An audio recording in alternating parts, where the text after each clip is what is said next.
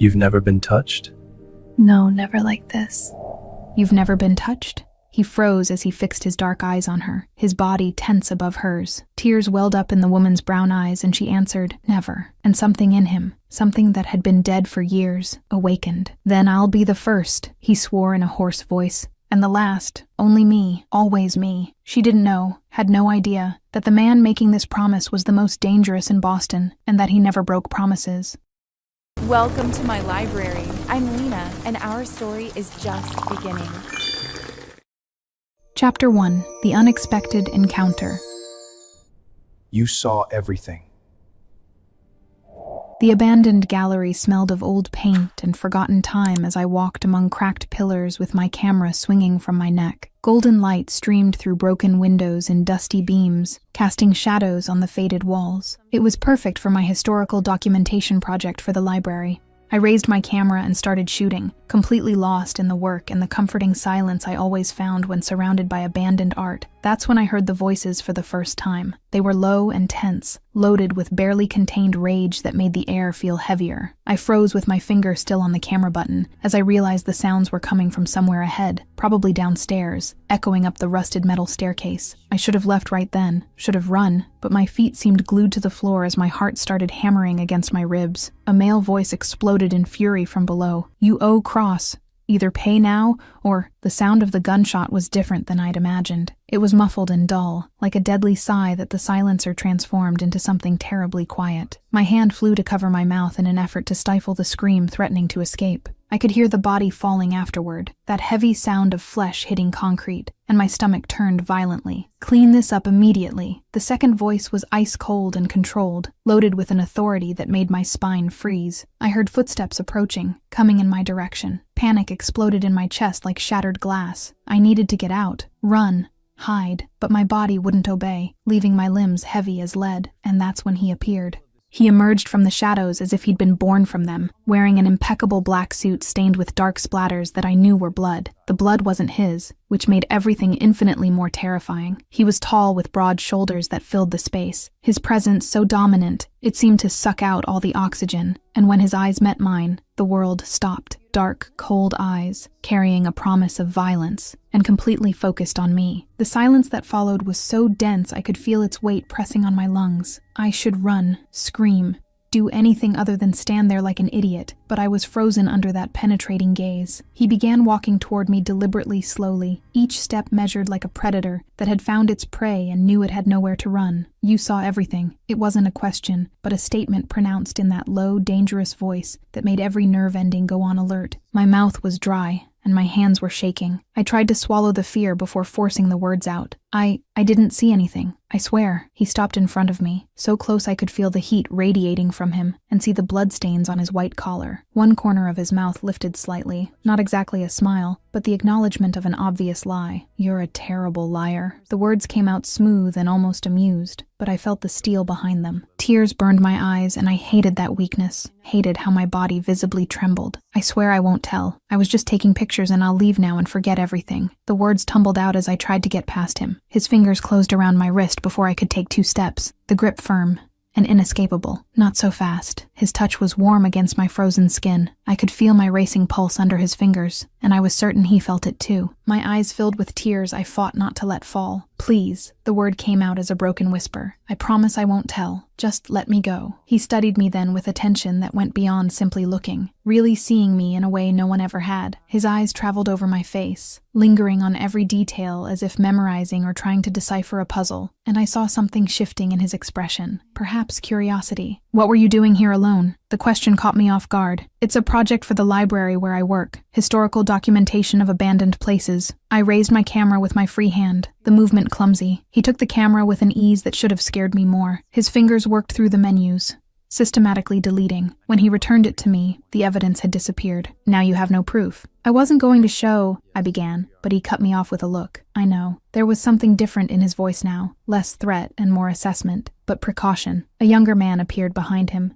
tattooed and alert. "Boss, we need to get out." "Wait." He didn't take his eyes off me. "But boss," I said, "wait." The voice cut like a blade, and the other man stepped back without daring to question. The silence stretched out, loaded, and dense. I could feel every beat of my heart echoing in my ears. every shallow breath. "What's your name?" I choked in surprise. "Why?" Something almost like amusement flickered in his eyes. "Because witnesses have names, and I need to know if you're going to be a problem." I swallowed hard. "Alara Bennett." My voice came out firmer than I expected. "And you?" His eyebrows rose in genuine surprise, as if no one had ever asked him that simple question. "You're asking me my name? You asked mine first," I answered with a courage I didn't know I had. But that was there, firm and stubborn. He watched me for a long moment, and then answered, "Dominic Wolfe. Are you—" I hesitated before letting it slip. "Are you going to kill me?" The corner of his mouth lifted in that almost smile. I should. An eternal pause. "But no, you look like someone who keeps secrets." "I do," I confirmed quickly. "Then we have a deal." He released my wrist, and I felt the absence of warmth immediately. "You forget what you saw, and I let you go." "That's it?" "That's it." Another pause before he leaned in, invading my space in a way that caught my breath. "But Alara?" I raised my eyes to meet his, so close I could see golden flecks in the dark brown. "If you tell," his voice was soft as a whisper, but loaded with lethal promise. "I'll find out, and it won't be pleasant." It should have scared me, but there was something more in his voice beyond the threat, something infinitely more complex. "I won't tell," I promised with absolute sincerity. "I promise." He pulled back, giving me space to breathe, think, flee, and that's what I did. I ran from that gallery as if hell was chasing me, my heart beating so hard it echoed painfully. But even running, even with fear flooding every cell, I still felt those dark eyes fixed on me, watching me even from a distance. Dominic stood in the middle of the empty gallery, staring at the door through which she had disappeared, running like a frightened animal. Jax approached cautiously, recognizing that expression the boss rarely displayed. "You let a witness live," Jax commented carefully. "I know." Dominic's voice was distant, distracted in a way Jax had never seen before. "That's not how you usually do things, boss." "I know perfectly well." Dominic ran his hand through his hair, messing up the impeccable style. "Get information on her. Full name, address, where she works, everything." Jax raised an eyebrow. "You gonna send someone to take care of it?" "No." Dominic finally turned to look at his right-hand man, and there was something different in his eyes. "I'm going to watch her myself." That night, alone in his luxurious apartment that looked more like an empty fortress, Dominic couldn't get that girl out of his head. Those frightened but brave brown eyes, the body trembling while the voice remained firm, the way she had asked his name as if she had every right to know. He had killed men for much less than witnessing his business. He should have handled that the usual way, quick and permanent. But something about her stopped him, something he couldn't name, and that irritated him deeply. "What the hell is happening to me?" he murmured to the glass of whiskey he held, watching the city below through the floor-to-ceiling windows. But he knew the answer, even if he didn't want to admit it. For the first time in years, since Leo, since Serena, since his soul had turned to ice, something inside him had reacted.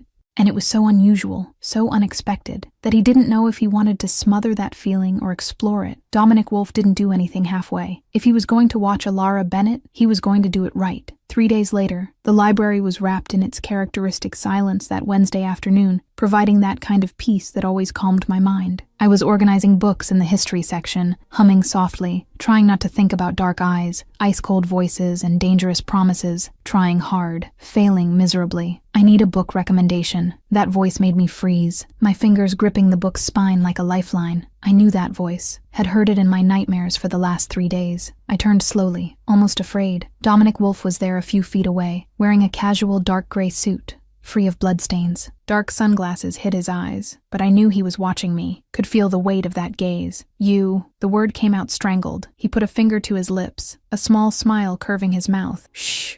We're in a library." He removed his glasses, and those dark eyes met mine with an intensity that turned my stomach. "And I really do need a book." I looked around quickly. No one nearby. "What are you doing here?" "Reading?" He tilted his head, feigning absurd innocence. "You're not the type who reads." I shot back before I could stop myself. "How do you know?" "Because you look like someone who—" I stopped, realizing too late what I was going to say. "Who does what?" He took a step closer, and I backed up until my back hit the shelf, trapped. "Does other things?" The way he said it, with that low tone loaded with implications, made heat rise up my neck. "Did you tell?" "No." "Why not?" "Because I promised." I lifted my chin, trying to look brave, and because I don't want to die. Something changed in his expression, becoming vulnerable for a second. "I'm not going to hurt you." "How do I know?" "Because if I wanted to—" He took another step, eliminating the space until I felt his warmth and smelled his masculine scent. "I already would have." A pause. "Can I take you for coffee?" My brain stopped. "What?" "Coffee." He pronounced it slowly, as if I were a child. You and me, as an apology for the scare. This is absurd. I agree. That almost smile transformed his face. But will you go? I should say no, should run, do anything except what I did. When? His smile widened, genuine and devastating. Now, your shift ends in 10 minutes. My eyes widened. How do you know? I do my homework. He extended his hand, palm up, an offer, an invitation, a choice. So, I looked at that hand, at him, at those eyes that held deadly secrets, and then I placed my hand in his. Jax was driving while watching the boss through the rearview mirror. Dominic was typing something on his phone, but there was a different expression on his face, something Jax hadn't seen in years. It almost looked like satisfaction. Boss, Jax began carefully, did you just ask that girl out for coffee? So what? Dominic didn't look up from his phone. So what? Jax repeated incredulously. Boss, you're literally going out with a witness. I'm not going out with her, Dominic answered calmly. It's research.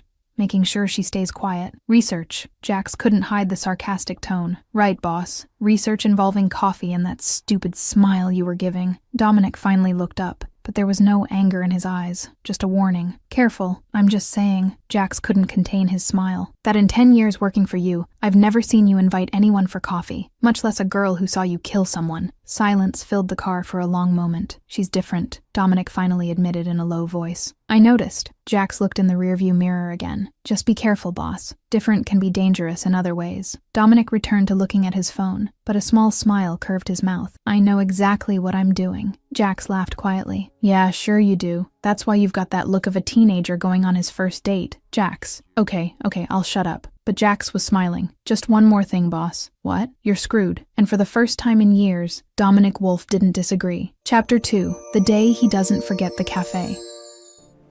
Spend the day with me.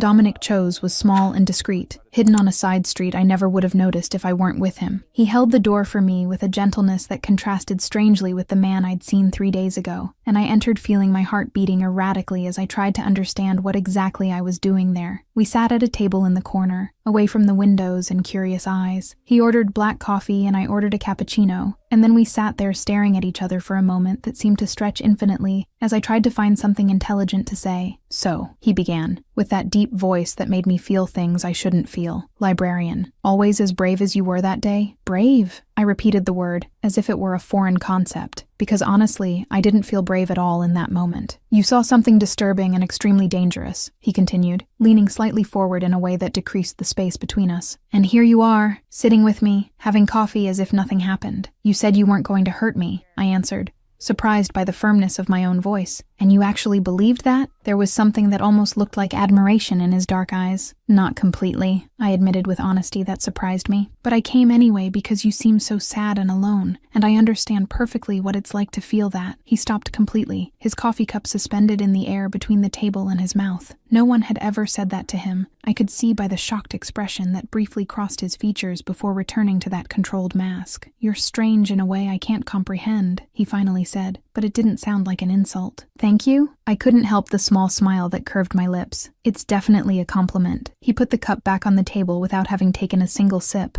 Spend the day with me today. The declaration was so direct and unexpected that I almost choked on my cappuccino. Why? Because I want your company, he answered with unsettling simplicity. And because you want mine too, even if you won't admit it. You're incredibly presumptuous, I commented, but I couldn't deny what he said. It's not presumption when it's simply the truth. That almost smile appeared again, transforming his face in a way that should be illegal. Half an hour later, I found myself in front of an art museum that I loved but rarely visited. Dominic had asked where I wanted to go, and when I suggested the museum, I saw something that looked a lot like pain cross his face before he agreed with a nod. You really want to go to a museum? I asked as we climbed the marble steps. I said you chose the place, he answered, but the tone was slightly tense in a way that made me want to laugh. Inside the museum, it became painfully obvious that Dominic Wolf hated every second he spent there. He looked at the paintings with a politely bored expression, his hands in his pockets, clearly just accompanying me out of courtesy, until we stopped in front of a specific painting. This is Caravaggio, I began to explain, feeling the familiar passion rising in my chest. The calling of St. Matthew. See how the light enters through the window so dramatically. I pointed to the details that always fascinated me. It's about choice and possible redemption. Matthew was a tax collector,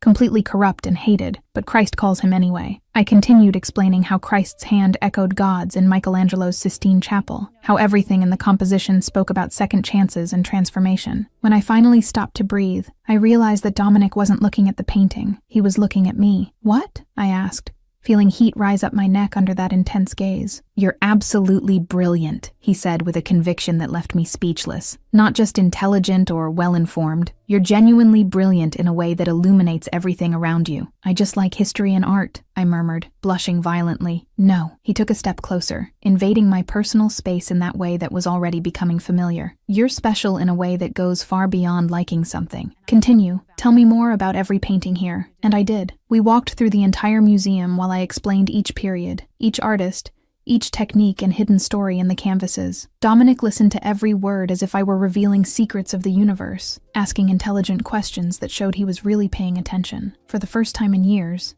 since I lost my family, someone really cared about what I had to say. And it wasn't just politeness on his part. I could see genuine interest growing in his eyes as I spoke. When we left the museum 3 hours later, Dominic had a different expression on his face, lighter somehow, as if a weight had been lifted. "I never imagined I'd like a museum," he admitted as we walked down the sidewalk. "And did you?" I asked with hope I couldn't hide. "With you explaining? I loved every second." He looked at me in a way that made my heart skip a beat. "You transform ordinary things into extraordinary just by talking about them." The afternoon was already falling when Dominic asked about dinner. I expected him to suggest some expensive and elegant restaurant, the kind of place that matched his impeccable suits and intimidating presence. "Pizza," I suggested hesitantly. "I know a great place. It's not expensive, but the food is incredible." He looked surprised for a moment before agreeing. "Pizza sounds perfect." The place I knew was small and run by a loud Italian family. The tables had faded checkered tablecloths, and the air smelled of garlic and fresh basil. Dominic looked around as if he'd entered another planet, clearly out of his usual comfort zone. But then something interesting happened. He truly relaxed for the first time since I'd met him, his shoulders losing that constant tension as we sat at a table in the corner. "This is refreshing," he admitted while looking at the simple menu. "Different from what I'm used to, but in a good way." The conversation during dinner started light, talking about pizza flavors and favorite places in the city. But then, gradually and naturally, it deepened into more personal territory. "Do you have family?" he asked while we waited for our order to arrive. I felt the familiar sadness tighten my chest. "I had my parents and my younger brother. Car accident 3 years ago." I forced a smile that didn't reach my eyes. "Truck lost control in the rain, hit their car. It was instant at least. They didn't suffer." "I'm truly sorry," Dominic said, and there was genuine empathy in his voice. "Me too." I looked at my hands clasped on the table. Books became my escape after that. My work, my life, everything revolved around them because it was easier than facing the loneliness. "I understand loneliness better than you imagine," he said quietly, with a vulnerability I didn't expect to see in him. "Do you have family?" I asked, turning his question back. "I had a brother, Leo." His jaw visibly tightened. "He died 2 years ago, and it was completely my fault." "I'm sure it wasn't," I began, but he interrupted me. "It was. He always protected me since we were kids, always put my safety above his own." His fingers drummed on the table, the only sign of internal agitation, and when it came time for me to protect him, I failed completely. I couldn't save him. Without thinking, I reached out and took his hand on the table. The touch was soft and hesitant, but he turned his palm up and intertwined our fingers as if it were the most natural thing in the world. "You carry a lot of weight alone," I observed gently. "I always have because I had no choice," he answered, looking at our joined hands. "It's what leaders do, but you don't have to carry everything alone, at least not with me here." I squeezed his fingers lightly. "Not in this moment." He lifted his eyes to meet mine, and there was something there that made me forget to breathe.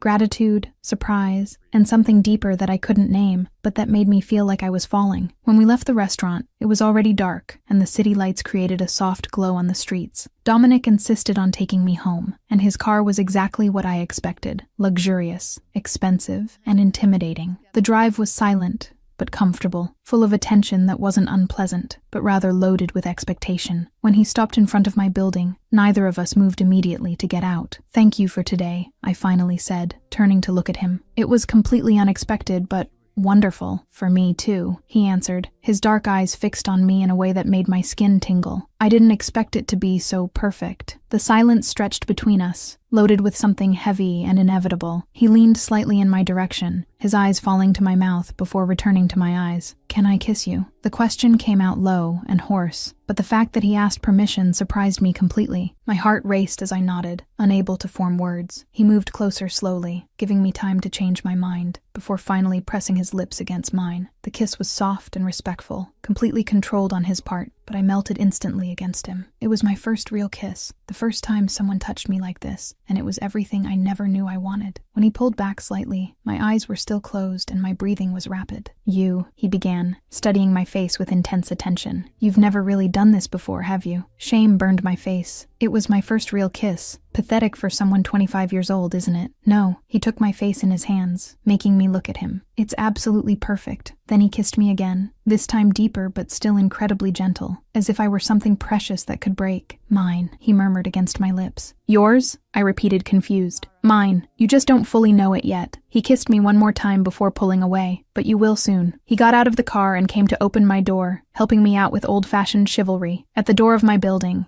he kissed me one more time, quick but intense. Before returning to the car, I stood there like an idiot, watching him leave, completely confused and in love, and absolutely lost. Inside the car, Jax could barely contain his smile as he watched the boss through the rearview mirror. "So, how was the research today, boss?" he asked with false innocence. "Shut up, Jax," Dominic answered, but there was no real anger in his voice. "It's just that I noticed something interesting," Jax continued, clearly enjoying himself. "You spent the whole day in an art museum." "So what?" Dominic was looking out the window, but Jax could see the small smile on his lips. "Boss, you hate museums with every fiber of your being. You always say you'd rather watch paint dry than stare at old paintings." Silence. Dominic had no answer for that. "And now you spent 3 hours voluntarily in one," Jax pressed. "Which can only mean one thing." "Don't say it," Dominic warned. "You're completely in love with her," Jax finished triumphantly, laughing. "I told you that you were screwed." Dominic finally turned to look at his right-hand man, and for the first time in years, he didn't deny it. He just sighed and ran his hand through his hair. "I know I am," he admitted quietly, almost to himself, "and I have no idea what to do about it." Jack smiled as he focused on the road. "Enjoy it, boss. From what I saw today, she's in love with you too." And for the first time since his world had crumbled, Dominic Wolfe allowed himself to have hope.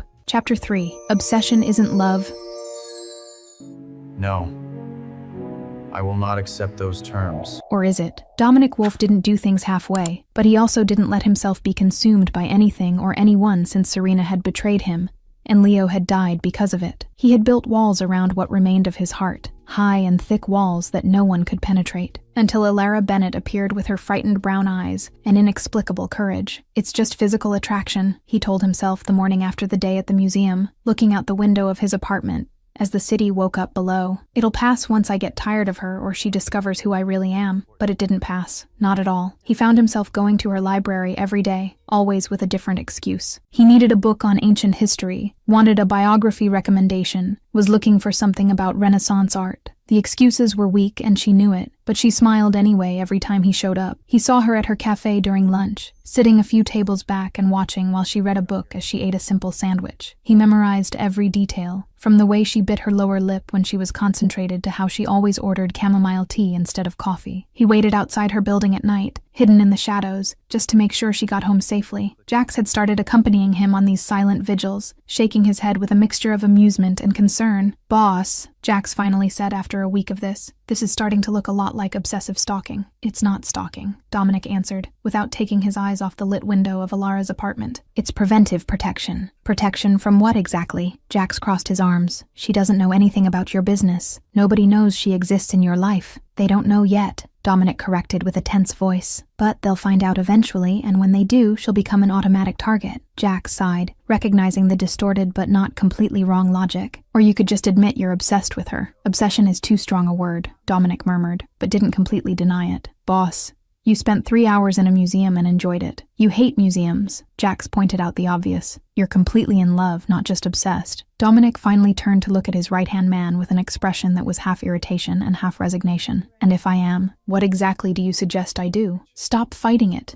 and admit what you're feeling, Jax answered simply, at least to yourself. 2 weeks after that first day together, Ilara and I had developed something I couldn't name, but that left me simultaneously happy and terrified. He showed up almost every day, always with that small smile that transformed his face, always with some excuse to see me. Ruby had noticed immediately, of course. She interrogated me at the cafe where she worked.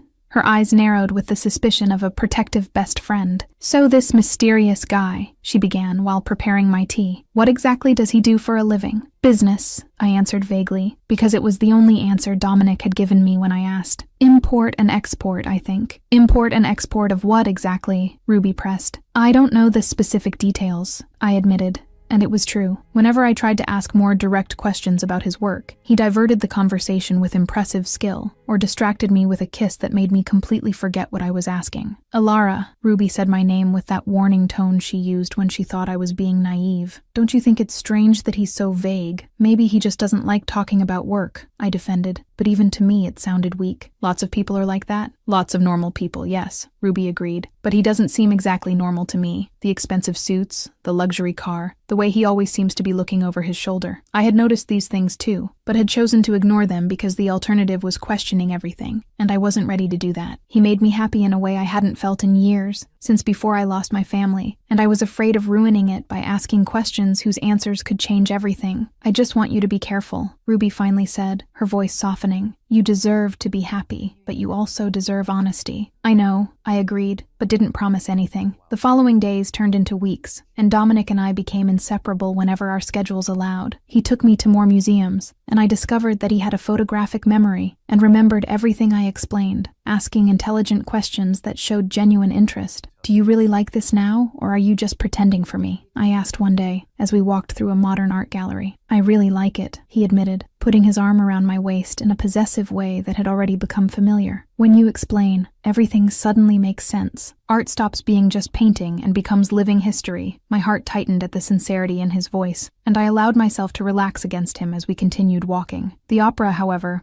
was a completely different story. Dominic had gotten tickets for Puccini's Tosca, and I was absolutely thrilled. He, on the other hand, looked like he was going to an execution as we sat in our balcony seats. 15 minutes after the start, he leaned over and whispered in my ear, "This is pure, refined torture." I had to cover my mouth to keep from laughing out loud. "It's Puccini, it's beautiful. It's too long and making me very sleepy," he answered, but his eyes sparkled with humor. "You're absolutely impossible," I whispered back, shaking my head. "And you like it," he shot back, his smile pure male smugness. "Maybe I like it a little," I admitted reluctantly, and he laughed quietly before taking my hand and intertwining our fingers, keeping it that way for the rest of the entire performance even while clearly hating every minute. What Dominic didn't know was that someone had noticed his frequent outings and change in behavior. Roman Cross had eyes all over the city, and when one of his informants mentioned seeing the head of the Wolf family with an ordinary girl, his curiosity was immediately piqued. "Dominic Wolf with a girlfriend?" Roman laughed to Serena,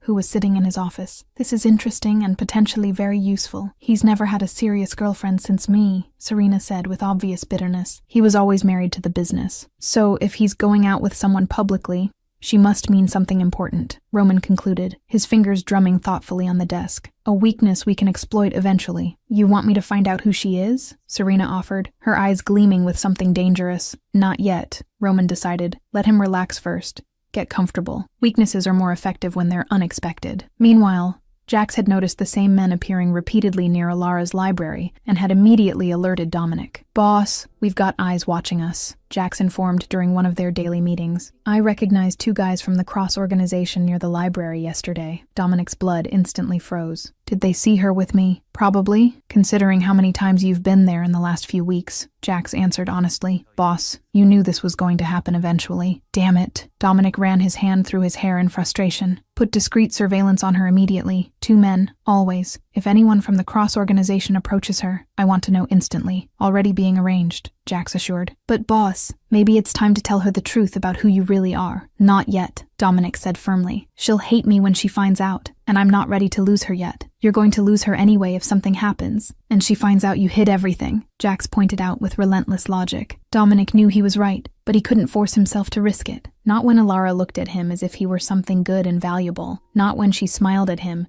as if he were capable of deserving that happiness. 3 weeks after our first date, Dominic invited me to dinner at his apartment. He had cooked personally, something that completely surprised me, and the food was genuinely delicious. "Where did you learn to cook like this?" I asked as we finished dessert. "My mother insisted that every man should know how to cook," he answered with a nostalgic smile. "She said women weren't servants and that I'd need to take care of myself." "Your mother was wise," I commented, taking another sip of wine. After dinner, we moved to the huge leather sofa in the living room. The view of the city through the enormous windows was breathtaking, but I could barely pay attention because Dominic was looking at me in that way that made my stomach turn. "Come here," he said quietly, opening his arms. I went without hesitation, snuggling against his chest as he wrapped his arms around me. We stayed like that for a while, just enjoying the closeness, but then something changed in the air between us. He tilted my face up and kissed me, first softly as always, but then with more intensity. His fingers tangled in my hair as I clung to his shoulders, completely lost in the sensation. "Elara," he murmured against my lips. "I want you." My heart raced violently, a mixture of desire and nervousness taking over me. "I want you too," I whispered back. And it was true despite all the fear. He lifted me in his arms as if I weighed nothing and carried me to his bedroom. The bed was huge, and the city lights came through the windows, creating soft shadows throughout the room. We kissed while he delicately removed my clothes, his hands exploring with a reverence that made me feel precious. But when he lay over me, and his hand began to move up my thigh, something inside me went into complete panic. The tears came out of nowhere, hot and uncontrollable, running down my temples as I tried to silently stifle them. Dominic froze instantly, pulling away as if he'd been burned. "Elara, what's wrong?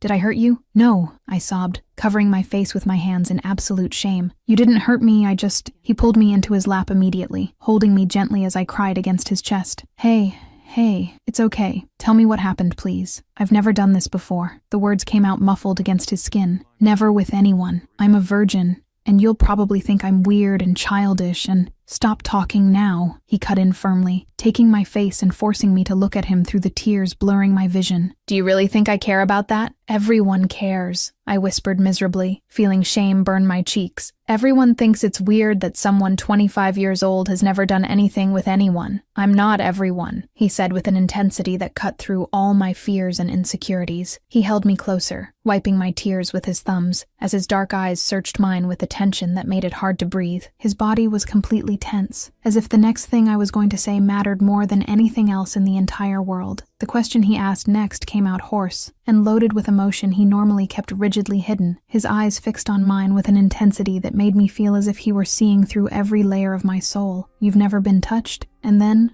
we returned to the beginning, and everything would change from there. Chapter 4, Then I'll Be the First. Then I'll be the first. I answered the truth. "No, I've never been touched. Then I'll be the first," he swore, with each word sounding like a promise carved in stone. And the last, only me, always me. The kisses became more intense as we returned to his bedroom, our hands exploring with growing urgency that made my heart race uncontrollably. Clothing began to be lost on the floor, while he gently guided me to the huge bed that dominated the dark and elegant room. He positioned himself over me, his body warm and solid, and his lips continued tracing paths of fire across my exposed skin, while his hands explored with a reverence that made me tremble. When I felt his hand begin to move up my thigh, something inside me went into absolute and uncontrollable panic. I stopped. I froze completely, and then the tears came. Dominic froze immediately, his body going rigid over mine as he pulled away as if he'd been burned. "Elara, what's wrong?" His voice was loaded with genuine concern as he pulled back even more. "Did I hurt you?" "No," I sobbed desperately, covering my face with my hands in absolute shame. "You didn't hurt me. He pulled me into his lap immediately, holding me gently as I cried against his bare chest. Hey, look at me." His hands took my face delicately, forcing me to meet his eyes. "What happened? Tell me." I swallowed hard, shame burning my face as I struggled to find the right words. "I've never done this," I finally whispered, my voice so low I could barely hear it. "Never as in—" He left the question hanging, his eyes searching mine as he waited for me to complete it. "Never," I repeated with a broken voice, tears falling faster now. "Nothing. No one ever wanted me like this before." I covered my face again, sobbing. "I'm a virgin, and you'll think I'm weird and childish and—" "Stop," he cut in firmly, taking my face again and forcing me to look directly at him. Do you really think I care about that? Everyone cares about these things, I murmured miserably. His eyes darkened with something intense and dangerous, as his voice came out low and loaded with primitive emotion. I'm not everyone. He made a deliberate pause, studying me. You've never been touched by anyone? The tears kept falling as I shook my head negatively. Never. The silence that followed was absolute, as I watched him process that information. Then, something completely changed in his expression, something dark and possessive and primitive awakening behind those normally controlled eyes. His fingers took my chin firmly as his voice came out hoarse and loaded with lethal promise. Then I'll be the first. He leaned closer, his eyes fixed on mine. And the last. Only me. Always me. Understand? My breath caught completely. Dominic, no one else touches you this way, he continued with an intensity that stole my breath. No one else kisses you like this. No one else has you completely. He paused, his fingers caressing my face. Only me. That should have scared me with its absolute possessiveness, but strangely it didn't scare me at all. This is very intense, I managed to whisper. I feel everything intensely when it comes to you, he admitted, kissing me softly in a way that contrasted with the intensity of his words. But only if you really want this. No rush at all, no pressure whatsoever. You set the pace always. I looked into his eyes, seeing absolute sincerity mixed with that possessive desire, and my decision formed with crystal clarity. I want to, I said, with a firm and determined voice. With you. Only you. Are you absolutely sure? He asked one more time, searching for any sign of doubt. I've never been more sure of anything in my entire life, I answered with complete honesty. What happened after was something that transcended any simple description, because it went far beyond the physical and reached something deeply emotional and vulnerable.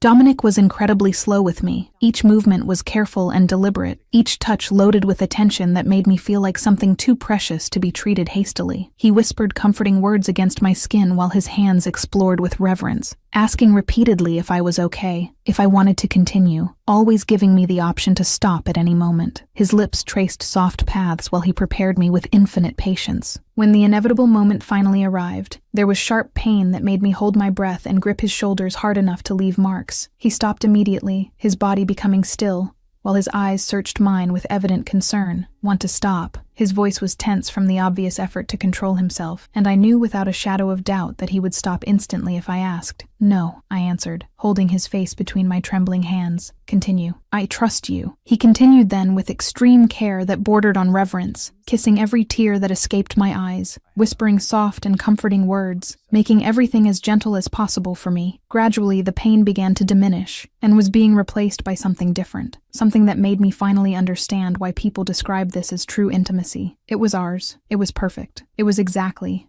how it should be. When it was over, we lay together with our hearts still beating erratically, and our breathing still irregular, him holding me against his chest as if I were the most valuable thing he'd ever held. His fingers drew lazy patterns on my back as I snuggled closer, feeling complete in a way I'd never experienced. Are you okay? He asked quietly, kissing my forehead with absolute tenderness. I'm more than okay, I answered honestly, lifting my face to look at him. It was perfect. It was exactly how it should be. You were perfect, he corrected gently, pulling the blanket over our intertwined bodies. Completely perfect in absolutely every way. I fell asleep in his arms, feeling safe and loved and complete for the first time in years, since before I lost my family, since before I learned that the world could be cruel and lonely. The soft golden light of morning streamed through the huge bedroom windows, creating luminous patterns on the walls as the city below slowly began to wake. I woke up slowly and lazily, immediately aware of the warmth of another body beside me, the comforting weight of an arm around my waist. I carefully turned my head and found Dominic already awake, watching me with an expression that mixed tenderness with something deeper and more intense. There was peace in his face that I'd never seen before, as if something inside him had finally calmed down. What I didn't know was what had gone through his head moments before I woke up. He had lain there watching me sleep peacefully, my hair spread on the pillow and my expression completely relaxed, and a thought had crossed his mind with frightening clarity. Damn it, he had thought, with a mixture of surprise and resignation. I'm completely in love with her. What? I asked sleepily, catching only the end of what he had murmured in a low voice. Nothing important, he answered quickly, pulling me closer and kissing my forehead. Good morning, mine. The possessive word resonated inside me with deep meaning I was still learning to understand. Yours, I repeated, testing how it sounded out loud, and I liked how it made me feel. He pulled back enough to look directly into my eyes, his expression becoming intensely serious in a way that made my stomach turn. Forever, he declared with absolute conviction that left no room for doubt. "You're mine forever now." That declaration, so possessive and definitive, should have scared me, should have made me question, but instead it made me feel wanted and loved in a way I'd never known. I smiled at him, my heart so full it felt like it would overflow. "Forever, then," I agreed softly, sealing that mutual promise with a slow and deep kiss that promised everything words couldn't express. What neither of us knew in that perfect moment, while we were wrapped in each other's arms in the soft morning light, was that forever would be tested much sooner and in far more brutal ways than either of us could imagine. But for now, in that golden and peaceful morning, we were just two people who had found something rare and precious, and that was all that mattered in our entire world. Chapter 5. The Truth Comes Out. You lied to me. We have to go, now. 3 weeks had passed since that night that changed everything, and I was absolutely glowing in a way I couldn't hide even if I tried. Every day with Dominic was better than the last. Every moment together seemed to confirm that I had finally found something real and deep. Ruby had noticed immediately, of course. She knew me too well not to notice the obvious change in my behavior and the way I practically floated through the cafe where she worked. "Who is he?" Ruby asked while preparing my usual tea. Her eyes narrowed with that best friend protection I knew so well. "Dominic Wolf," I answered with a smile I couldn't control. "He's absolutely perfect, Ruby. Seriously, I've never felt like this before." "That's beautiful, but that's not what I asked," Ruby insisted, placing my cup in front of me with more force than necessary. "What does he do for a living?" "Business," I answered vaguely, repeating what Dominic always said when I asked. "Import and export, I think. He doesn't like talking much about work." "Import and export of what specifically?" Ruby pressed with a tone that indicated she wasn't going to let this go. "I don't know the exact details," I admitted, and I saw concern growing in my friend's eyes. "But he's successful, has an incredible apartment, and—" "Ilara," Ruby interrupted me, grabbing her phone. "What's his last name again?" "Wolf. Why?" I answered, watching as she typed rapidly on the phone. Ruby became completely still as she looked at the screen, her face visibly paling as she read something that clearly shocked her deeply. She slowly turned the phone toward me, and I felt my stomach drop when I saw the headline. Dominic Wolf, alleged leader of Boston's most powerful criminal organization. The photo accompanying the article was unmistakably him, leaving an elegant building wearing one of his impeccable suits. And right below,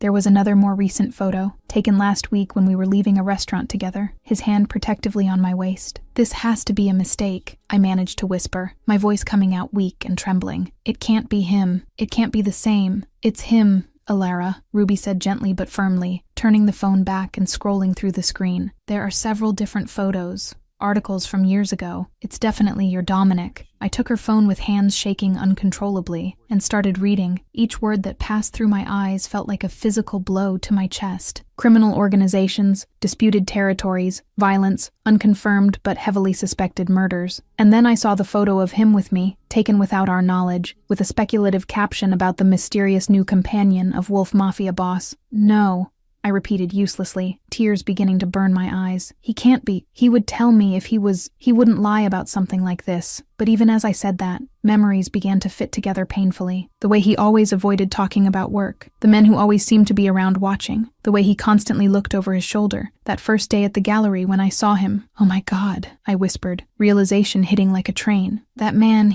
at the gallery, he really killed someone. I saw, and What gallery? What man?" Ruby asked alarmed, but I could barely hear through the ringing in my ears. Everything made sense now in a horrible and inevitable way. Dominic Wolf wasn't just a successful businessman. He was the head of a criminal organization, a dangerous man who had hidden this truth from me for weeks, while I naively believed every word he said. 2 hours later, I was furiously knocking on Dominic's apartment door, anger replacing the initial shock as I waited for him to open. When the door finally opened, he was there with that smile that normally melted my heart, but now only made me feel betrayed. "You're a mob boss?" I screamed before he could say anything, shoving my phone in his face with the article still open on the screen. His smile disappeared instantly as he looked at the screen, and then his eyes met mine with a carefully neutral expression. "Yes," he answered simply, stepping to the side. "Come in. We need to talk." "Yes?" I repeated incredulously, entering and turning to face him as soon as he closed the door. "That's it? Just yes!" "What do you want me to say, Ilara?" he asked with a calm voice. Too calm. "The truth!" I screamed. tears finally starting to fall. From the beginning! You should have told me from day one! I protected you, he answered, his jaw tightening. The less you knew about my world, the safer you'd be. You lied, I accused, my voice breaking. For weeks you lied to me about who you really are. I never lied directly to you, he corrected, and I could see frustration growing in his eyes too. I omitted information. Yes, but I never gave you false information. That's not better, I screamed, running my hands through my hair in frustration. Lying by omission is still lying. You let me believe you were just a normal businessman, when in reality you're a criminal? He finished with a cutting voice. A killer, a monster. Go ahead and say it, Alara. I'm not going to pretend to be something I'm not. The silence that followed was heavy and painful, loaded with everything we weren't saying. I could see something breaking in his eyes as he watched me, and part of me wanted to run to him and hug him, but the other part was too hurt to move. Do you want to leave? He finally asked, his voice becoming too controlled in a way that told me it was costing him everything to maintain composure. I understand completely if you do. I won't stop you.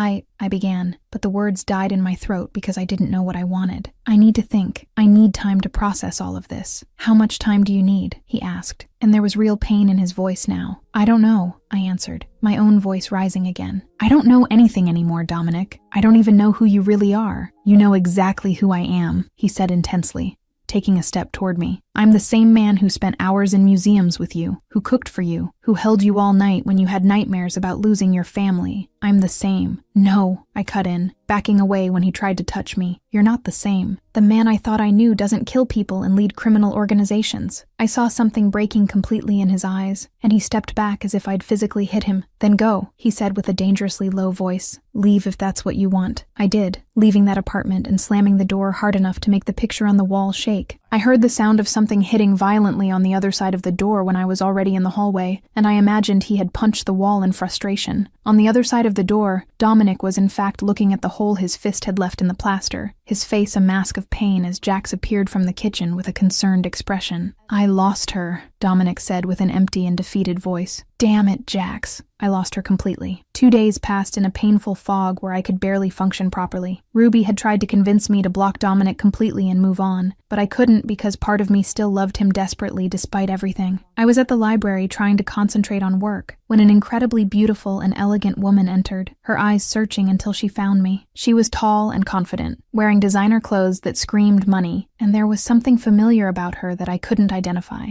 Alara Bennett? She asked with a soft voice, approaching my desk. Yes, I answered cautiously, standing up. Can I help you with something? I'm Serena Vaughn, she introduced herself with a smile that didn't reach her eyes. Dominic Wolf's ex-girlfriend. I think we need to talk urgently. My stomach dropped hearing that name, and I nodded slowly as she suggested a nearby cafe. 20 minutes later, we were sitting at an isolated table while she stirred her cappuccino with graceful movements. Did he tell you about me? Serena asked, her eyes studying my face attentively. No, I admitted, feeling another layer of betrayal add to the already existing wound. He never mentioned you. Of course not, she said with a bitter smile. Dominic is very good at hiding things from people he supposedly loves. I know because I was you once, you know? Young, innocent, completely in love with him. What happened? I asked, part of me not wanting to know but unable not to ask. I saw who he really is, Serena answered, her voice becoming softer and sadder. He's a monster, Alara. Kills without thinking twice, destroys lives without remorse. And eventually, if you stay, you'll either become an accomplice to all of it or end up destroyed too. Why are you telling me this? I asked, suspicion growing despite the pain. Because I don't want you to go through what I went through, she said, taking my hand across the table. I look at you and see who I was before Dominic completely broke me. Get out while you still can, while you still have your life and your innocence intact. She stood up then, leaving money on the table to pay for the drinks. Think about what I said, were her last words before leaving me alone with even more confused and painful thoughts. That night, I was in my apartment trying unsuccessfully to watch television when I heard insistent knocking on the door. Initially, I ignored it, assuming it was some salesperson, but the knocking continued until I finally got up irritated and went to open it. Dominic was there, soaked by the rain that had started falling outside. His normally styled hair was messy and stuck to his forehead, and there was genuine desperation in his eyes that I'd never seen before. Listen to me, he begged, before I could close the door in his face. Please, Alara, just give me 5 minutes. Why should I asked, but didn't close the door. Because I love you, he said, and it was the first time he'd spoken those words out loud. I know I completely screwed up by not telling you the truth from the beginning, but please, let me explain everything. The sincerity in his voice, the pain in his eyes, everything made me step back and let him in. He stood in the middle of my living room, dripping water on the floor, looking completely lost in a way that broke my heart. I am who they say I am, he began without beating around the bush. I take responsibility for terrible things. I live in a violent and dangerous world. But with you, he looked directly into my eyes. With you, I'm different. You make me want to be better. You make me remember that there's goodness in the world. Serena told me, I began, but he cut me off immediately. Serena betrayed, he said, with a voice loaded with old pain. She set up an ambush that killed my brother Leo for $2 million.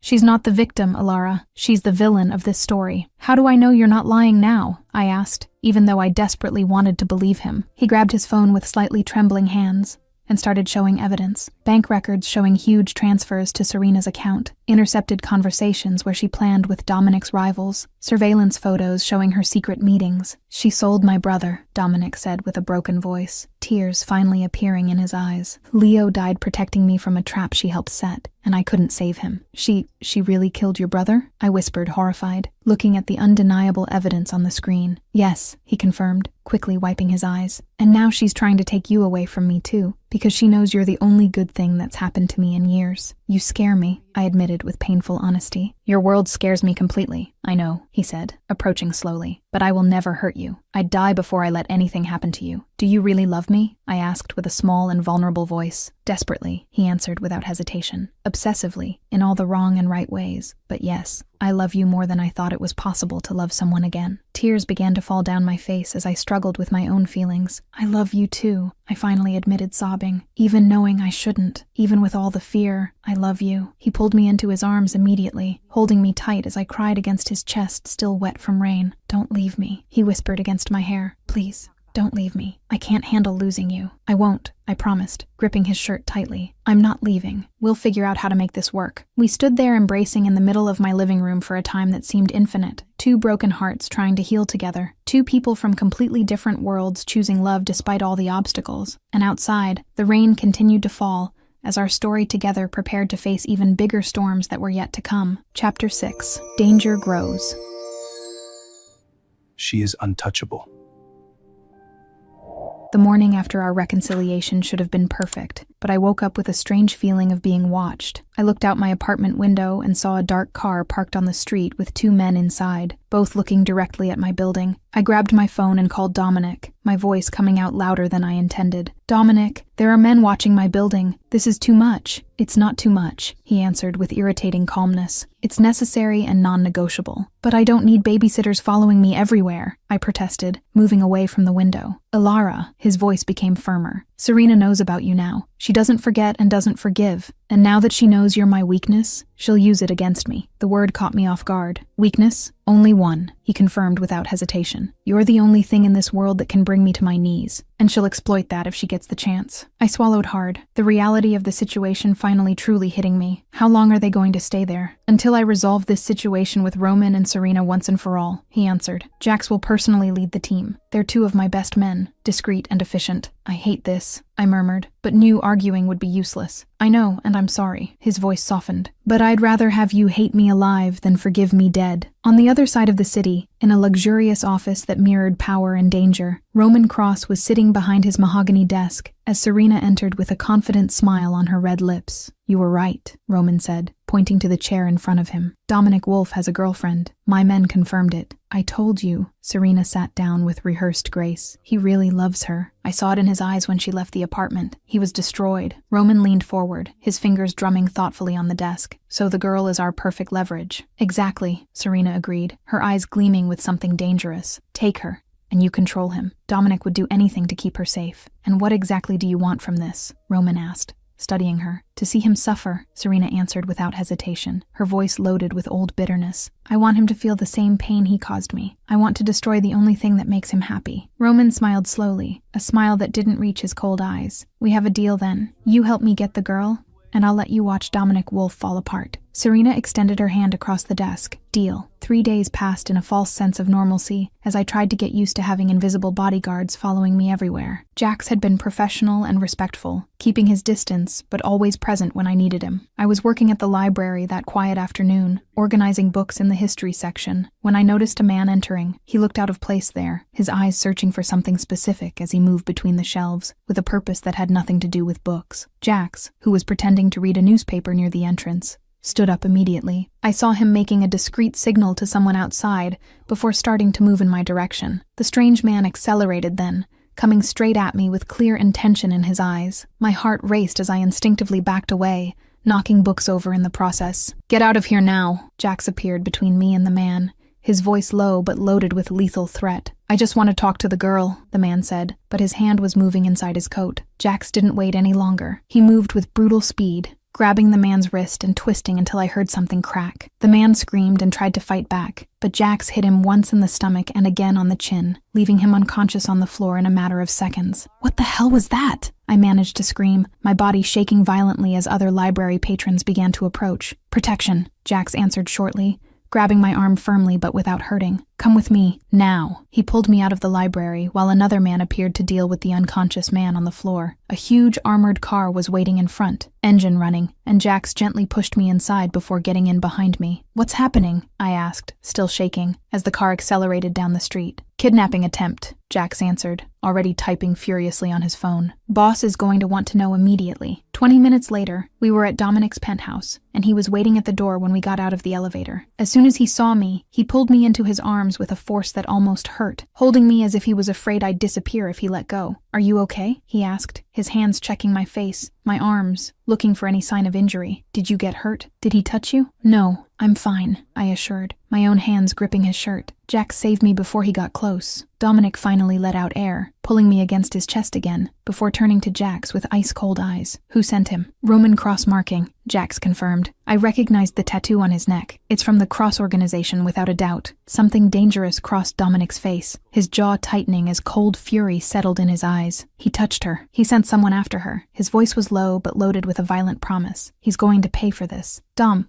wait," I began, trying to calm him. "No," he cut me off, turning to me with an intensity that made me take a step back. "He crossed the line. No one touches you and lives to tell about it." Then his expression softened slightly, seeing my fear. "You stay here with me until this is over." "But my job at the library," I protested. "I'll handle it," he said firmly, then took a deep breath and his voice became softer. "Please, Ilara, stay here where I can protect you." "I can't," he paused, vulnerability crossing his face. "I can't lose you, not after finally having you back." I looked at him, seeing the real desperation in his eyes, and nodded slowly. "Okay, I'll stay." He pulled me back into his arms, kissing my forehead. "Thank you," he whispered against my hair. An hour later, I was drinking tea in the living room while Dominic and Jax talked in low voices in his office. I could hear fragments of the conversation through the half-open door. "I want Roman Cross alive." Dominic's voice was ice-cold and calculating. "He's going to pay personally for threatening her." "What about Serena?" Jax asked. "Her too," Dominic answered. "But first we need to send a clear message. Ilara is untouchable. Anyone who tries anything against her will wish they were dead before I'm finished." There was a pause before Jax spoke again. "How do you want to proceed?" "Send a message to all our contacts," Dominic instructed. "The girl is under full protection of the Wolf family. Anyone who accepts a contract against her will deal personally with me, and warn Cross that he just declared war." I felt a shiver run down my spine hearing that. This was the Dominic I had seen in that gallery, the cold and calculating mob boss who didn't hesitate to use violence to protect what was his. It was scary and fascinating in equal parts, but he was doing this for me, to keep me safe, and that realization warmed me in a strange way. "Boss," Jax said with a lighter tone, "she really changed you, didn't she?" "In every possible way," Dominic admitted, and I could hear the small smile in his voice. "Before her, I didn't care if I lived or died. Now I have something to live for. Someone worth being better for. She's lucky to have you," Jax commented. "No," Dominic corrected gently. "I'm the lucky one. She gave me something I thought I'd lost forever. Hope." Tears burned my eyes hearing that. I got up and went to the office door, pushing it open. Dominic looked up, surprised to see me there. "I heard," I admitted, crossing the office to him. "Ilara," he began, but I cut him off by kissing him deeply. "I love you," I said against his lips, "and we're going to get through this together." He held me tight, his forehead resting against mine. "Together," he agreed. And as we stood there embracing with the storm forming around us, I knew our story was just beginning, and that the challenges we would face would only make us stronger. Chapter 7: Kidnapping and Rescue. I want her back. A week had passed since the kidnapping attempt at the library, and I was getting restless in Dominic's penthouse. As luxurious as the apartment was, it was starting to feel like a gilded cage that was slowly suffocating me. Dominic, I began for the third time that morning as he drank coffee and read reports. I need to get out of here, even if it's just for a few hours. It's not safe yet, he answered, without looking up from the papers. You said you put protection on me, I insisted, approaching the table. Jax and his team are good at what they do. I just want to go to the library, grab some books, and see my colleagues. Please. He finally looked up, studying my face carefully. I knew he could see the tension there, the need for some normalcy amid the chaos my life had become. 2 hours. He relented reluctantly. Jax goes with 2 more of my best men. At the first sign of trouble, you come back immediately. Thank you, I breathed in relief, kissing him quickly before running to get ready. 40 minutes later, I was entering the library with Jax at my side and 2 other men flanking the entrance. My colleagues greeted me enthusiastically, curious about my sudden absence, and I made up an excuse about family problems that needed attention. I was just grabbing some books in the literature section when I heard the sound. A deafening explosion shook the entire building, making the window glass shatter and the shelves sway dangerously. Ilara! Jax screamed, running in my direction as smoke began to invade the space. But the explosion had only been a distraction. Masked men invaded through the back doors with military precision, and before Jax could reach me, strong hands grabbed me from behind. No! I screamed, fighting with all the strength I had as they dragged me. Jax turned and ran in our direction, his gun already drawn, but one of the invaders hit him with something heavy on the head. I saw him fall with his eyes rolling back, and my scream got stuck in my throat when a cloth was pressed against my nose and mouth. The world became blurry at the edges as the chemical smell invaded my lungs. I fought to keep my eyes open, also fought against the hands holding me, but all of it was useless. Darkness pulled me down as I was dragged to what I assumed was a waiting van. My last conscious thought was of Dominic, and how he had tried to protect me, and I had insisted on going out. Dominic was in his office reviewing contracts when his phone rang. Seeing Jax's name on the screen at that hour put him on alert immediately, and the tone of voice when he answered confirmed that something was terribly wrong. Boss. Jax's voice was weak and full of pain. I lost her. Dominic's world stopped spinning. What? It was Roman, Jax continued, his voice breaking. He caused an explosion at the library as a distraction. They took her while I was down. Boss, I'm sorry. I tried. The silence that followed was deadly and ice cold. Dominic stood still for 3 seconds that seemed like an eternity as he processed that information. And then something inside him simply broke. Mobilize everyone. His voice came out low and dangerous, loaded with fury that made the air feel heavier. Burn the whole city if necessary. I want all our men on the streets. I want every informant being pressed.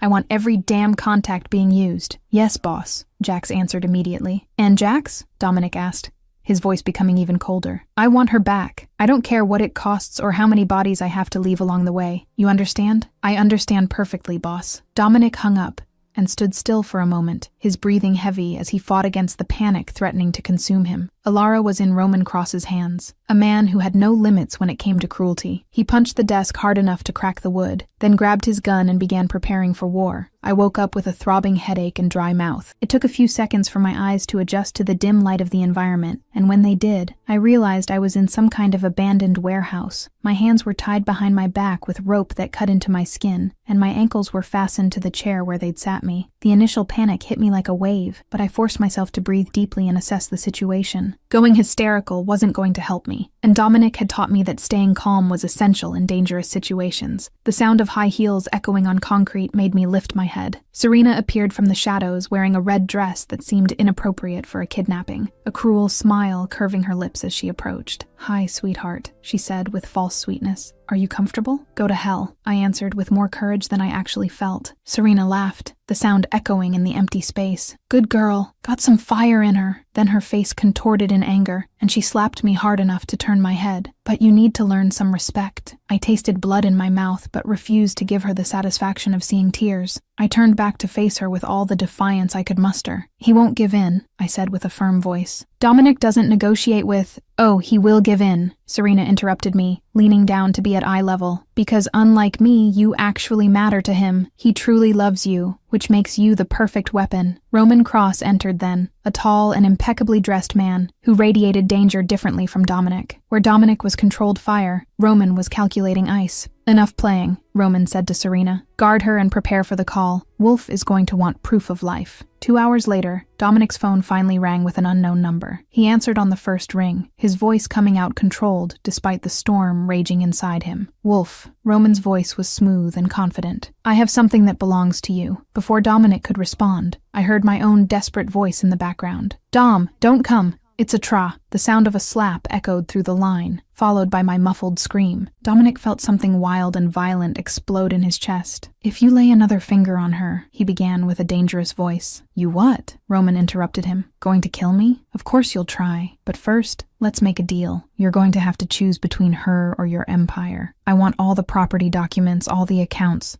Total transfer of power, or she dies right in front of you. Dominic didn't hesitate for even a second. Where? Pier 19, midnight sharp. Oh, come alone. If I see any of your men, she gets a bullet in the head before you get close. The call ended. Dominic stood still for a moment before Jax entered the office with a bandage on his head. Boss, it's a very obvious trap, Jax began. I know, Dominic cut in, but I have no choice. He turned to his right-hand man with iron determination. Prepare the full team. I want a coordinated attack. I'll go in first alone like he wants, but you'll be positioned ready to invade at my signal. Understood, Jax agreed. We'll bring her back, boss. It was midnight, and Dominic was standing at the entrance of Pier 19, a black folder in his hands containing forged documents that looked real enough to deceive. His team was hidden in strategic positions around the area, waiting for the signal. He entered slowly, his hands visibly empty except for the folder. Roman was in the center of the empty warehouse with Serena at his side, and my heart jumped painfully when I saw Dominic. I was tied to a chair between them, my face bruised and dried blood at the corner of my mouth, but I was alive, and my eyes met his across the distance. Hand over the documents first, Roman demanded. Dominic threw the folder that slid across the floor until it stopped at Roman's feet. Done. Now let her go. Roman picked up the folder and passed it to Serena to verify, then walked to me and pulled me from the chair. I felt the cold metal of a knife pressing against my neck as he used me as a shield. You know something? Roman said casually. I think I'll kill her anyway, just to see your face. Everything happened in seconds. Dominic drew a gun that was hidden at his back and shot with surgical precision. The bullet hit Roman's hand holding the knife, making him scream and release me. Now! Dominic shouted, and his team invaded from all directions. The shootout that followed was chaotic and deafening. Dominic ran in my direction as Roman tried to grab his gun with his good hand. He reached me first, cutting my ropes quickly and pulling me behind him protectively. I got you, he said urgently against my ear. You're safe now. Roman tried to escape through the back of the warehouse, but Dominic turned and fired 3 times. Then Roman fell and didn't get up again. Serena tried to run through the side door, but Jax appeared blocking her exit and handcuffed her with efficient movements. You're going to regret this, Serena screamed as she was dragged away. No, Dominic answered with an ice-cold voice. But you will, in prison, for the rest of your miserable life. 2 hours later, I was sitting in the ambulance being examined by paramedics, while Dominic held my hand as if his life depended on it. He hadn't let go of me since the rescue, his fingers intertwined with mine as he refused to move away even for a second.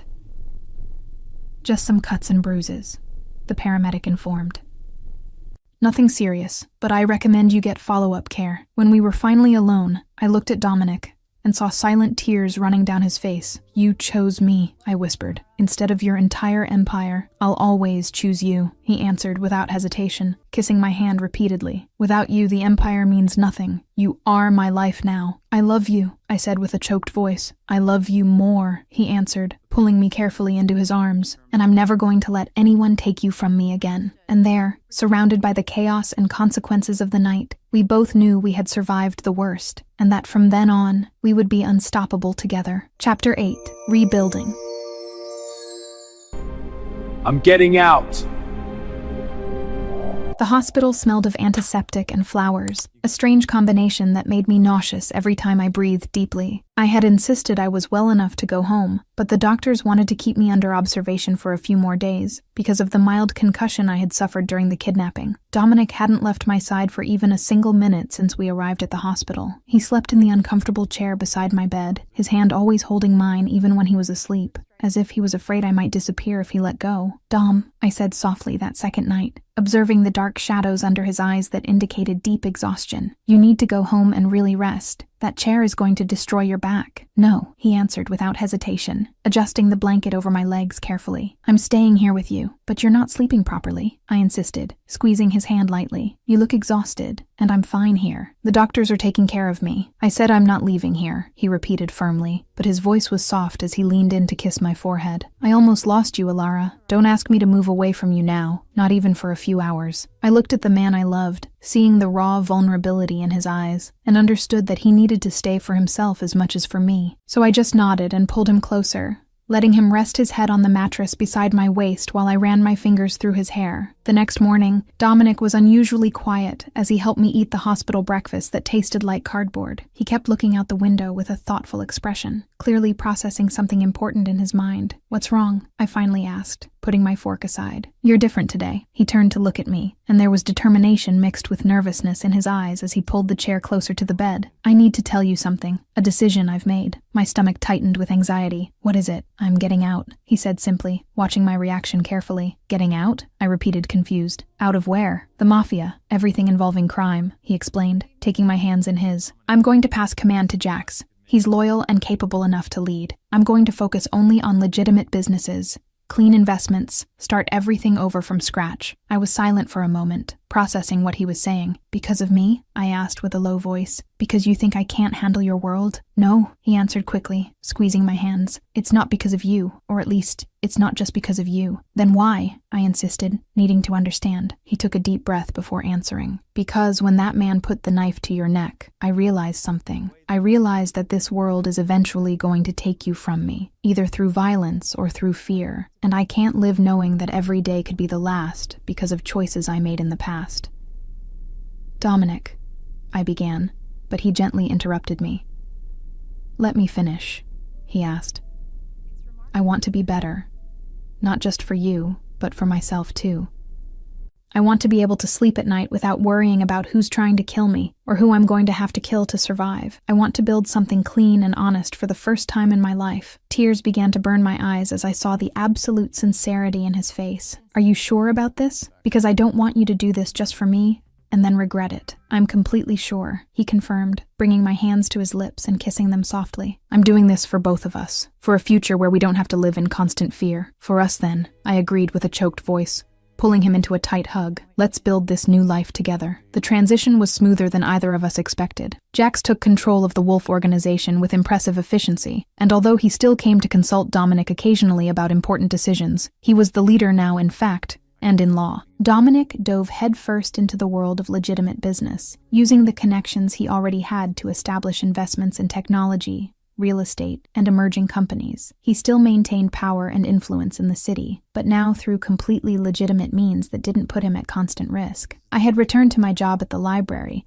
but now with discreet security that Dominic insisted on maintaining just as a precaution. He was also actively encouraging me to pursue my old dream of writing, something I had abandoned years ago after losing my family. You have too much talent not to share your stories with the world, he told me one night, as we had dinner at his apartment that was now practically ours. I want to support you in this in every possible way. As for Serena, she had been sentenced to life in prison without the possibility of parole on multiple charges, including conspiracy to murder and kidnapping. The trial had been quick and definitive, and finally that chapter was closed forever. Roman Cross was dead and buried, and with him were buried the last serious threats to our safety. The city had quickly adjusted to the new balance of power, and life went on. 3 months after the kidnapping, Ruby finally asked to truly meet Dominic. We met at her cafe on a quiet Saturday afternoon, and I could see the tension in Dominic's body as he waited for my best friend's judgment. Ruby studied him for a long moment in silence, her eyes analyzing every detail while Dominic remained calm under the scrutiny. Finally, she spoke. He changed, Ruby said, looking at me with a softened expression. I can see it clearly. He really changed for you. Not just for me, I corrected gently, taking Dominic's hand on the table. We changed each other, together. Dominic squeezed my hand in response, his eyes meeting mine with warmth that made me melt inside. She saved me, he admitted to Ruby with raw honesty. Saved me from a life that was killing me slowly, gave me something worth living for. Ruby smiled then, a genuine smile that lit up her entire face. I'm still going to watch you closely, she warned Dominic with a playful but serious tone. And if you hurt my best friend in any way, you're going to have to deal with me. Fair, Dominic agreed with obvious respect in his voice. I wouldn't expect anything less from a true friend. They shook hands across the table, a silent agreement being made between them. Seeing the two most important people in my life finally accepting each other made my heart overflow with happiness. That night, Dominic and I were on the terrace of his penthouse watching the illuminated city below us. The air was cool and pleasant, and I was nestled against his chest as he wrapped his arms around my waist. "Do you regret anything?" I asked softly, looking at the lights twinkling in the distance. "Changing my life?" he asked back, his voice reverberating through his chest against my back. "Never. Not for a second. What about you? Do you regret staying with me despite everything?" "Impossible," I answered with absolute conviction, turning in his embrace so I could look into his eyes. "You're the best thing that ever happened to me, even with all the chaos and danger that came with it." "I love you," he said, with a simplicity that made the words even more powerful, more than I thought it was possible to love someone in this life. "I love you too," I answered, rising on my tiptoes to kiss him softly. "And I can't wait to see what the future holds for us both. Whatever it is," he murmured against my lips, "we'll face it together, always together." And there, under the stars with the city spread at our feet, we both knew we had found something rare and precious. We had survived the worst the world could throw at us, and we had come out the other side stronger and more united than ever. The past was finally buried, and the future shone ahead full of infinite possibilities. And we were ready to embrace every moment that came,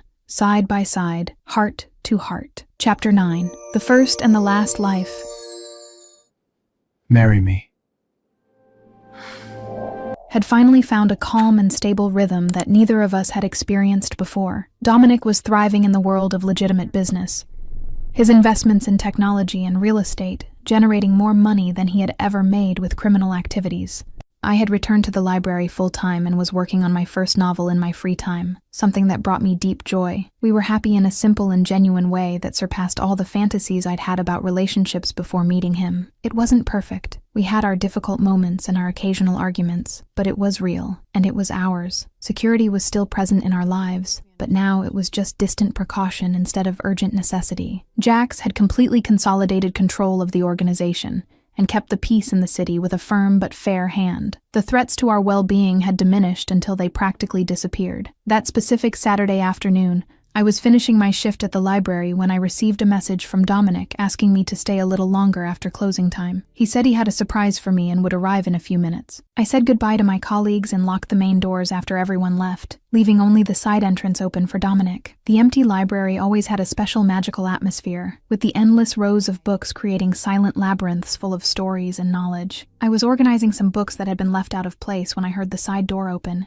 and his familiar footsteps echoing in the silence. I turned with a smile that died on my lips when I saw the expression on his face. He looked nervous in a way I'd never seen before, his hands fidgeting in his pants pockets as he walked toward me between the shelves of old books. "Are you okay?" I asked with growing concern. "Did something happen?" "I have a surprise for you," he said, his voice coming out slightly trembling. "Another one?" I smiled, trying to ease the tension I felt from him. "You've spoiled me too much this whole year. This is the last one, I promise," he answered, and there was something in the way he said it that made my heart start beating faster. Then he did something completely unexpected. Dominic Wolfe, the most powerful and feared man in Boston, the man who never knelt for anyone, went down on one knee right there in the middle of the history section of the library. "Dom!" My voice came out as a breathless gasp. As my hands flew to cover my mouth in shock, he pulled a small velvet box from his jacket pocket, his eyes never leaving mine as he began to speak, with a voice loaded with emotion he wasn't trying to hide. "Alara Bennett," he began, opening the box to reveal the most beautiful ring I'd ever seen, a solitaire diamond that captured the library's soft light and transformed it into rainbows. "You were my first in everything that truly matters in this life. You were my first true love, the first real reason I had to change and become a better person, the first person who made me believe that genuine goodness still exists in the world." Tears were already falling down my face as he continued, each word hitting my heart like precise arrows of pure emotion. "You saw me at my worst moment, saw me doing terrible things, and still chose to see something good in me," he continued, his own voice breaking slightly. "You gave me hope when I was certain I'd lost it forever. You gave me love when I thought I no longer deserved to be loved." He paused, taking a deep breath before asking the question that would change our lives forever. "Marry me, Alara. Let me be your first and your last in absolutely everything, forever." I was crying so hard I could barely see his face through the tears that completely blurred my vision. "You already are," I managed to say with a voice choked with emotion. "You've already been my first and my last since that first day at the gallery. Is that a yes?" he asked, Hope and nervousness mixed in his eyes as he waited for my official answer. "It's always yes," I answered with absolute conviction, extending my trembling hand to him. "Yes, yes, 1,000 times yes." He slid the ring onto my finger with hands that also trembled slightly, and then stood up to pull me into his arms and kiss me with an intensity that stole all the air from my lungs. The kiss was deep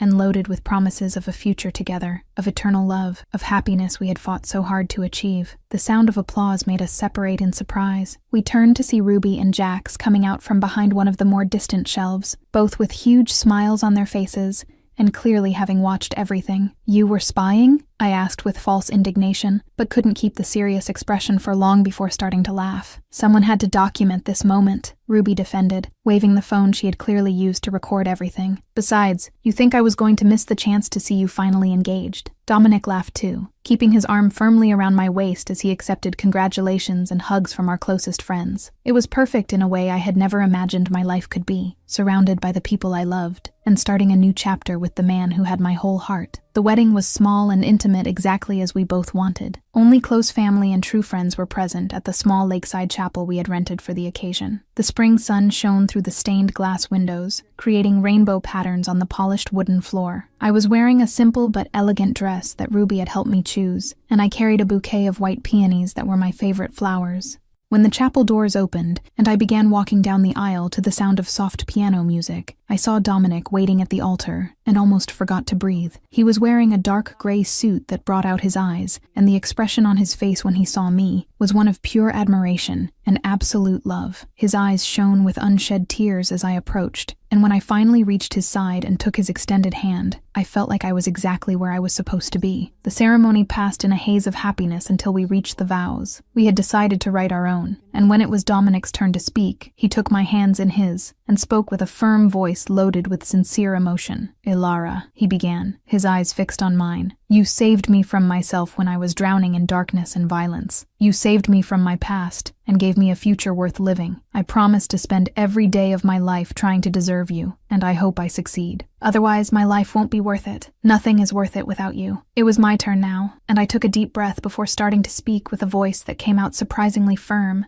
despite the tears that fell freely. "Dominic," I began, squeezing his hands, "you were my first in absolutely everything that matters. My first true love, my first real kiss, the first person who made me feel complete after losing my family, and you'll be my last in all those things too. I promise to love every version of you, the man you were, the man you are now, and the man you'll still become." When the officiant finally declared us husband and wife, and said Dominic could kiss the bride, he pulled me into his arms and kissed me in a way that made everyone present applaud and whistle. It was a kiss full of fulfilled promises and a bright future, and when we separated, we were both smiling through tears.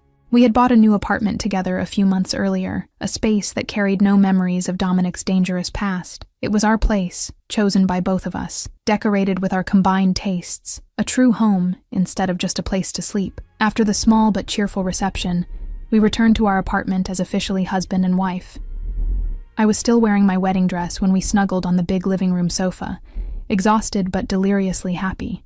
"Do you regret anything?" I asked softly, playing with the new ring on his finger. "Changing my life completely?" he asked back, pulling me closer against his chest. "Never, not for a single second. You? Impossible. It would be easier to regret breathing. Even with me being so innocent when we met?" I asked with a small smile. "Even with me knowing nothing about your world." He turned me in his embrace so he could look directly into my eyes, and then kissed me with infinite tenderness before answering. "Especially because of that," he said with absolute conviction. "You constantly remind me that true goodness exists in the world, that purity and genuine love exist. You're my light when everything gets dark. And you remind me that I'm strong," I answered, touching his face gently. "You make me feel brave and capable of facing anything." "You were always strong," he corrected gently. "Since that first day when you looked me in the eyes even though you were terrified, I just helped you see what was already inside you." We were silent for a moment, just enjoying being there together, before he spoke again in a low voice. "I love you more than words can express. I love you more," I answered with a playful but sincere tone. "Impossible," he said, with that small smile I loved. "Mathematically impossible to love more than I love you." We kissed again, a long and deep kiss that promised a lifetime of moments like this, of love and companionship and happiness achieved through all the storms we had faced together. Dominic held Alara in his arms as she finally fell asleep against his chest, exhausted from the long day of celebration. The soft moonlight streamed through the window, illuminating her face in a way that made her look almost ethereal. He remembered that night over a year ago when she had cried in his arms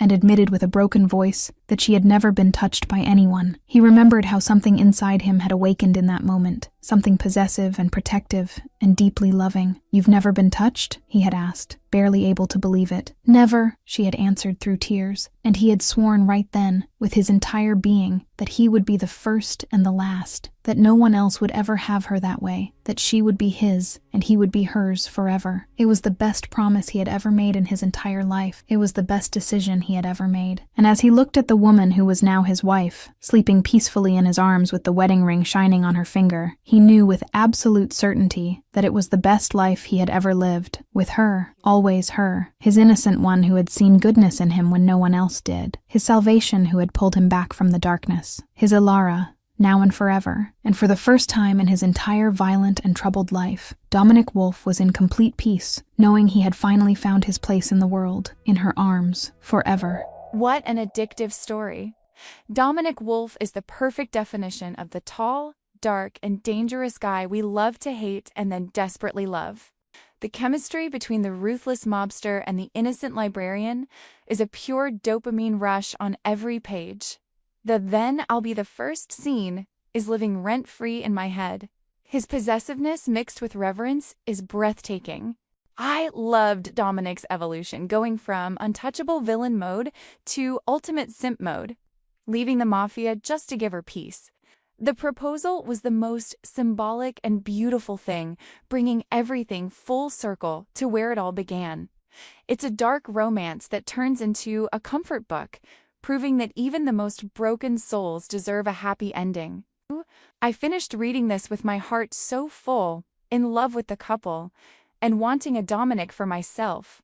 And you? Leave a special comment about how the story made you feel. See you later, my favorite darling reader.